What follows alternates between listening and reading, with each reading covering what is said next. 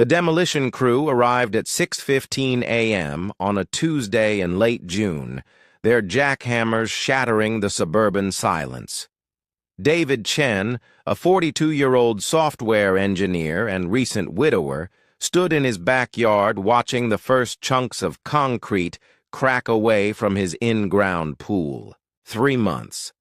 3 months of finding strangers in his water, of cleaning up beer cans and broken glass, of calling police who did nothing. 3 months of the neighborhood treating his property like a public amenity while he grieved his wife's death from cancer. But today marked the end of it.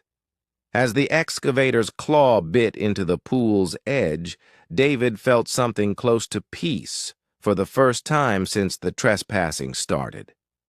What he didn't know was that destroying his own property to protect his sanity would trigger the most entitled response he'd ever witnessed, and the woman behind it would learn a lesson about boundaries she'd never forget. Before we dive into how one man's desperate solution sparked an entitled meltdown that ended in police involvement and a restraining order, if you love stories where people defend their property against entitled neighbors who think the world belongs to them, hit that like button and subscribe. Now, let's see exactly how this unfolded. This is a story in 3 parts. The violation that drove a grieving man to destroy something he loved, the confrontation where entitlement crashed into property rights, and the resolution where one Karen learned that no means no. The first part chronicles David's descent from patient neighbor to desperate homeowner. For 12 weeks, his backyard became a free-for-all for entitled families who believed his personal property was somehow community property. We'll see how polite requests turned to police reports, how grief compounded violation, and how a man who'd lost everything finally decided that if he couldn't have peace, he'd have an empty hole in the ground instead. The emotional toll of each intrusion, the mounting evidence he collected, and the final incident that made him pick up the phone and call the demolition company. The second part captures the moment entitlement met consequences. Within hours of the pool's removal, the ringleader of the trespassing families appeared at David's door, not with an apology, but with a demand.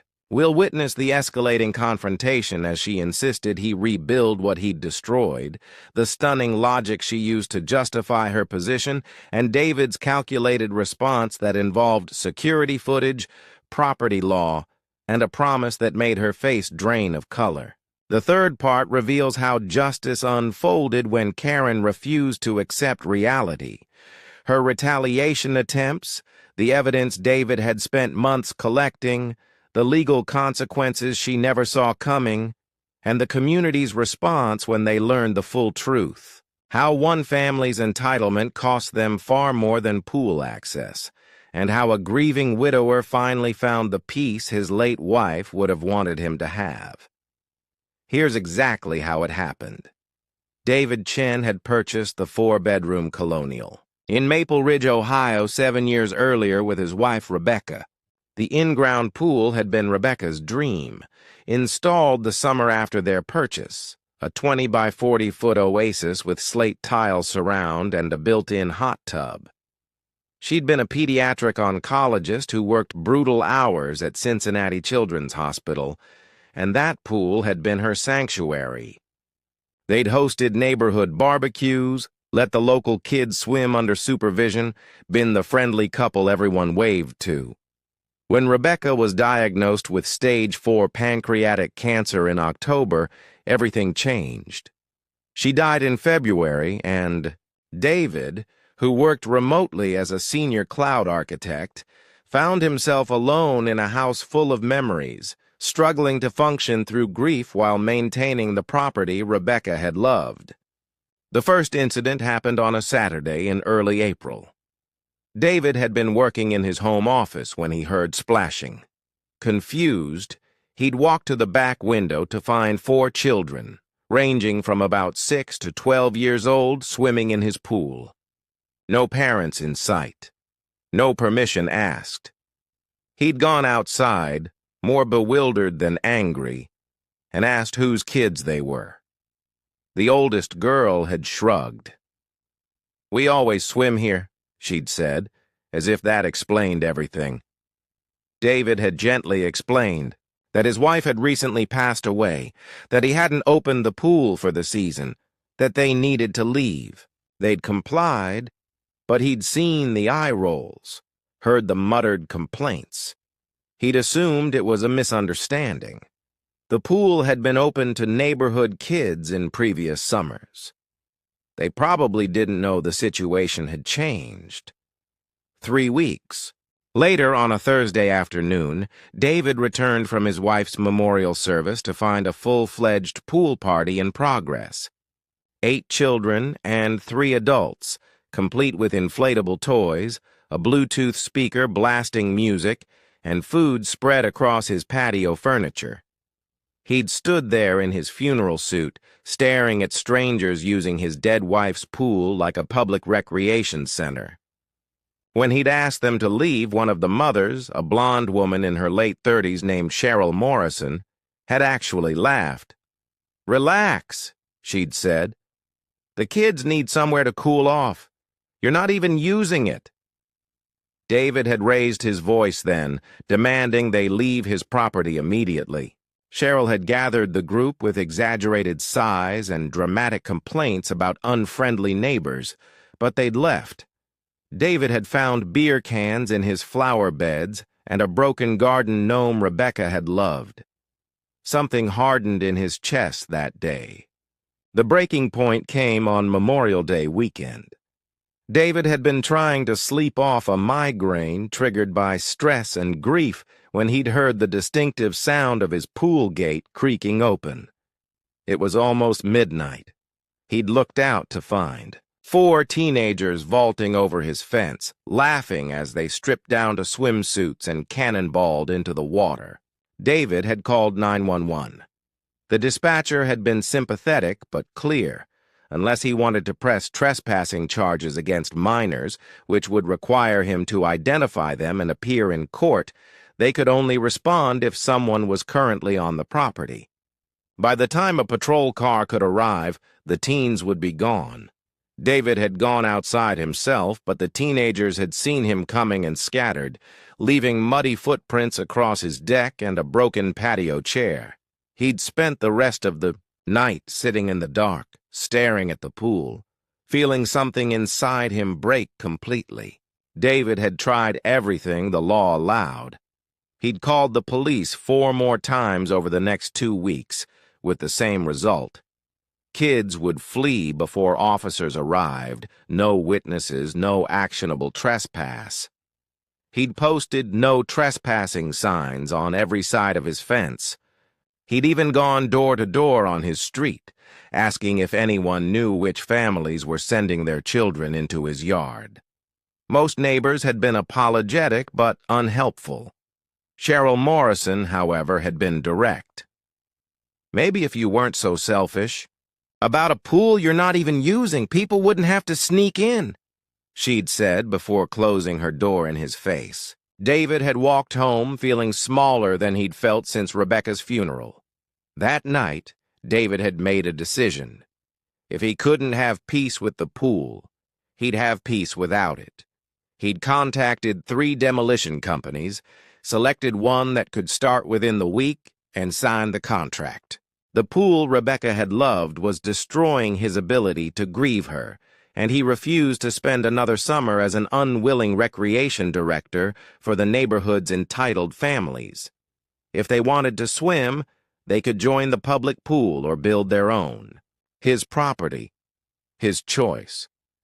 And on that Tuesday morning in late June, everything was finally ready. The crew arrived before dawn, and David watched with grim satisfaction as the jackhammers began their work. The confrontation came faster than David expected. By 9 a.m., with the pool already half demolished and a growing pile of broken concrete in his driveway, Cheryl Morrison appeared at his front door. David had been signing paperwork with the demolition foreman when his doorbell rang insistently, 5 times in rapid succession. He'd opened it to find Cheryl, red-faced and trembling with rage, flanked by 2 other neighborhood mothers he vaguely recognized. Before he could speak, Cheryl launched her opening salvo. "What the hell do you think you're doing to our pool?" David had blinked, certain he'd misheard. "Excuse me, my pool? On my property, that I'm removing." His voice was calm, almost detached, the product of 3 months of violated boundaries and sleepless nights. Cheryl had stepped closer, and David caught the scent of her perfume, something aggressively floral. "You can't just destroy neighborhood amenities because you're having a tantrum. My kids have been swimming in that pool for 3 summers. You're being completely selfish." Her voice carried that particular pitch of entitlement David had learned to recognize, the tone of someone who'd never been told no and didn't plan to start accepting it now. "Your kids," David had said slowly, "have been trespassing on my property for 3 months, without permission, after I explicitly told them to stay out. I've called the police 6 times. He'd pulled out his phone, thumb hovering over his security camera app. "Would you like to see the footage?" This was the moment David had been preparing for, the moment when documentation met entitlement. He'd spent $700 on a comprehensive security system in late April, cameras covering every angle of his backyard, all feeding to cloud storage. He'd logged every incident, dates, times, number of trespassers, damage caused, 42 separate violations over 12 weeks.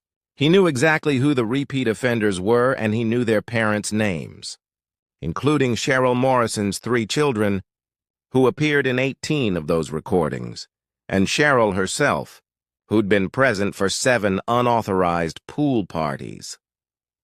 "I know exactly who's been using my property as their personal water park," David had continued, his voice dropping lower. "Cheryl Morrison, 38. Residing at 847 Maple Ridge Drive.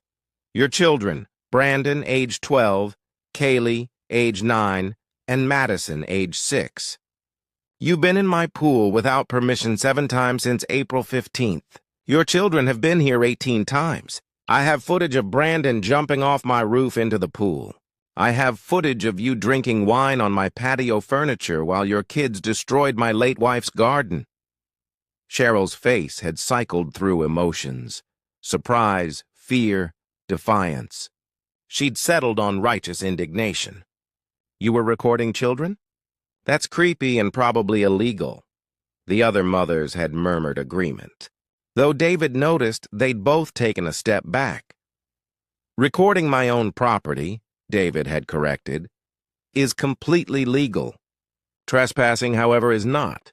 Especially repeated, documented trespassing after verbal warnings. So let me be very clear about how this is going to work." He'd crossed his arms, and later he'd realize this was the moment the power dynamic shifted permanently. "You have 2 options. Option 1, I take this footage, along with my police reports and the damage estimates from my landscaper and pool company, and I press charges. 18 counts of trespassing for your children alone. Civil suit for property damage. I have text messages from other neighbors confirming you've been organizing these pool parties. I will pursue every legal remedy available." The color had drained from Cheryl's face. "You wouldn't dare." "They're children." "Try me," David had said flatly. "Your children and you have spent 3 months treating my grief like an inconvenience and my property like a public park.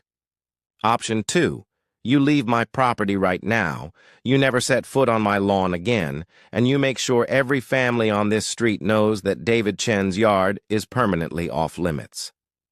You also pay the $1,500 in damage to my landscaping and patio furniture. I'll send you the itemized bill." "This is insane," Cheryl had shrieked.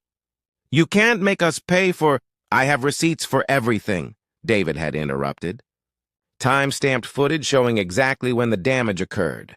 Small claims court has a very straightforward process. Or you can write me a check and we never speak again. Your choice." The other mothers had already started backing away, and David saw the moment Cheryl realized she was alone. Her expression had crumpled from anger to something like panic. "This is because we use the pool? You're destroying it out of spite?" "I'm removing it," David had said, "because I'm a widower trying to grieve in peace, and my property has become a magnet for entitled people who think my loss is their opportunity. The pool is mine to keep or destroy. Your opinion is irrelevant. Now, do we have an understanding?" Cheryl had opened her mouth, closed it, then nodded once, sharply. "Fine, you'll get your money. But you're making an enemy of this entire neighborhood." David had smiled then, cold and humorless. "Cheryl, you made an enemy of me when you laughed at me on the worst day of my life. I'm just making sure you understand that boundaries are real and consequences are coming. Now get off my property before I add today to my harassment log." He'd watched them leave, Cheryl's face bright red, her friends whispering frantically. Then David had turned back to the demolition crew and nodded. "Keep going," he'd said. "I want it gone by sunset." The punishment Cheryl Morrison had been expecting was a bill and a stern warning. What she got instead became a neighborhood legend. The check arrived 3 days later, delivered by her husband, Jeff, a quiet accountant who apologized profusely and admitted he'd had no idea his family had been trespassing. David had accepted it without comment. The pool demolition finished on schedule, leaving a flat expanse of exposed earth that David had seeded with grass. He'd thought that would be the end of it. He'd been wrong. 2 weeks after the pool's removal, David's security cameras caught Cheryl Morrison entering his backyard at 11:00 p.m. on a Saturday.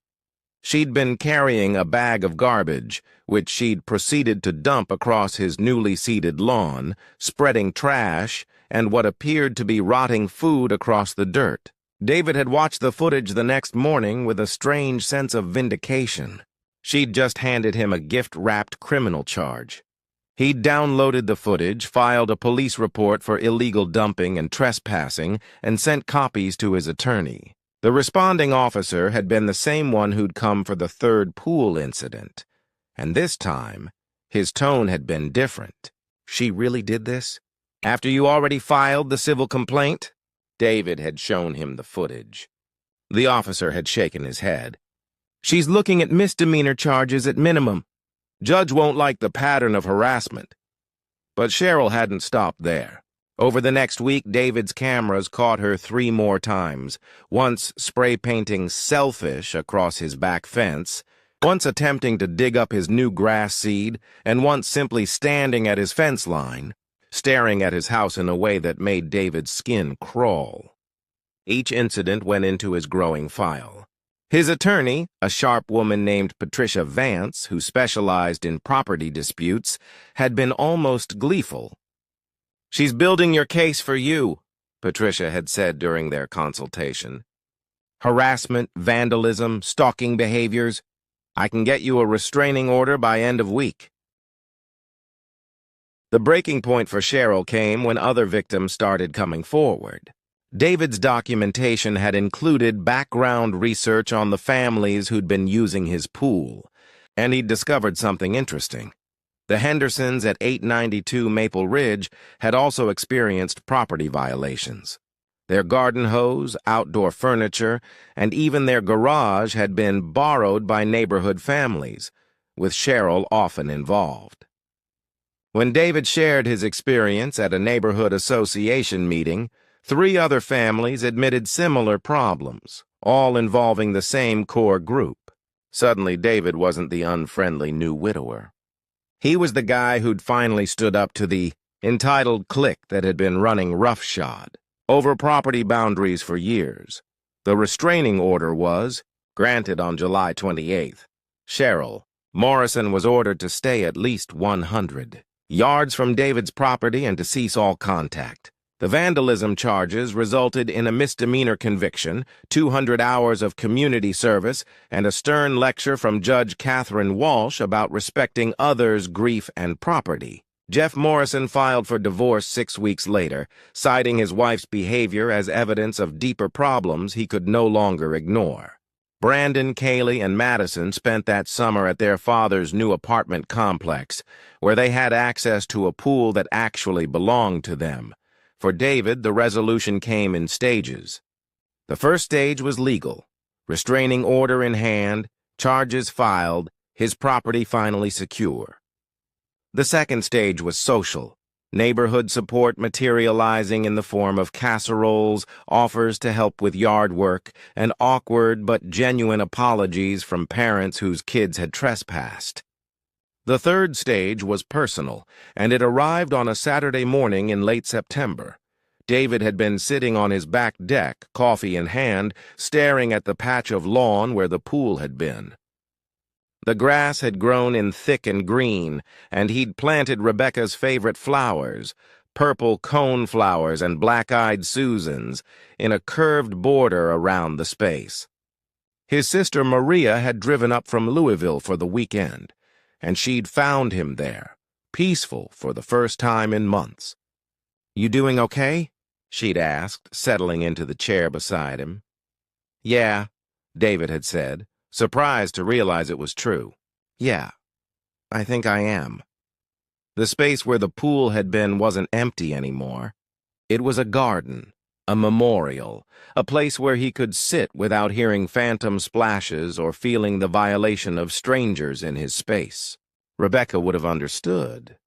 She'd always said that home should be a sanctuary, not a battleground. Maria had squeezed his hand. "She'd be proud of you. Standing up for yourself." David had nodded, not trusting his voice. In the distance, he could hear children playing, but they were in their own yards, respecting boundaries the way they should have all along. 2 months after the restraining order, David learned that Cheryl had moved out of the neighborhood entirely, relocating to a condo community 30 minutes away. The Hendersons had installed a fence.